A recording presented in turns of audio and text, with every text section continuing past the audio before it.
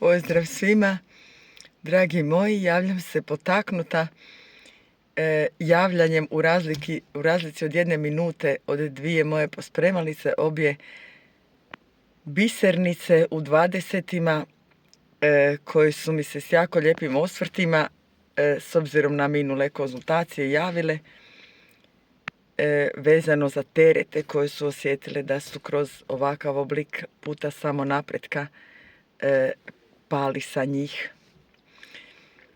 I morala sam se zaustaviti, autoput je predamnom, da saberem dojmove i u stvari podsjetim svih nas da smo mi u stvari tragovi koje ostavljamo iza nas. I da podsjetim svih nas koliko je važno da presijecamo krive tragove koji su drugi ostavili na nama. Konkretno ove 2 djevojke, da vidite na cesti, rekle bi da se nikad nisu vruće vode napili, da su rođene sa zlatnim žlicama u ustima, jer drže glavu visoko iznad problema i koriste probleme kao poligon za osobni rast. Beskrajna mi je odgovornost, zadovoljstvo i sreća biti igla i konac kondoricama u šivanjima krila, biti im ono što je falilo meni u 20-ima. I hvala vam svima na povjerenju. Jedna od njih mi je rekla da me dugo uhodila prije nego što mi je poklonila svoje povjerenje, što je za svaku pohvalu, naravno. Trebaš pregledati kome ćeš pokloniti svoje povjerenje.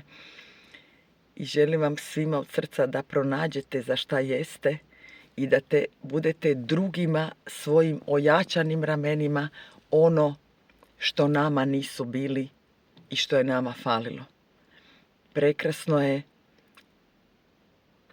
biti Petra u nekoj drugoj Petri u 20-ima. I tako želim svakome od vas da pronađe svoj smisao i bude drugome kroz svoju vokaciju ono što je falilo njemu dok se on formiravao i nosio vrlo često, nažalost, kroz naučena kriva ponašanja na krivi način sa svojim ranama. I s time si produžujemo put. Tako da ostavljajmo tragove na kakve smo mi sami htjeli naići dok smo ih tražili.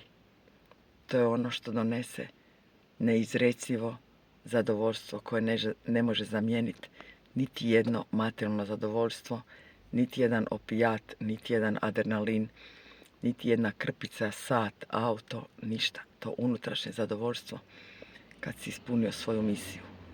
A to se radi tako da budemo ono što je nedostajalo nama. Hvala vam, hrabri moji, pospremi glavu i hvala nebu što nam je ukrstilo pute. Letimo dalje, uvijek i zauvijek u dobro.